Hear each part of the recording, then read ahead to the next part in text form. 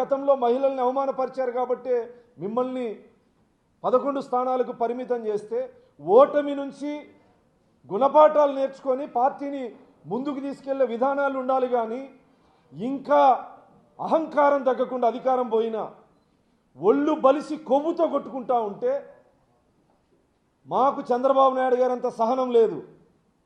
Telugu Desam party నాయకులకి కార్యకర్తలకి చావలేక కాదు, మీలాగా దిగజారి మాటలు మాట్లాడలేకుండా ప్రజలందరూ గమనిస్తూ ఉంటారు.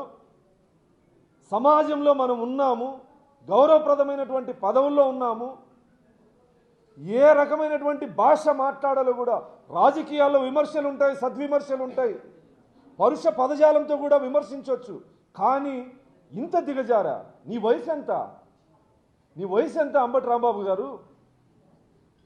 దాదాపు 60 సంవత్సరాలు 65 సంవత్సరాలు కలిగిన ఒక వయోవృద్ధుడివి ఇంత అహంకారంతో మాట్లాడితే కేవలం లడ్డు ఇష్యూని, కల్తీ లడ్డు ఇష్యూ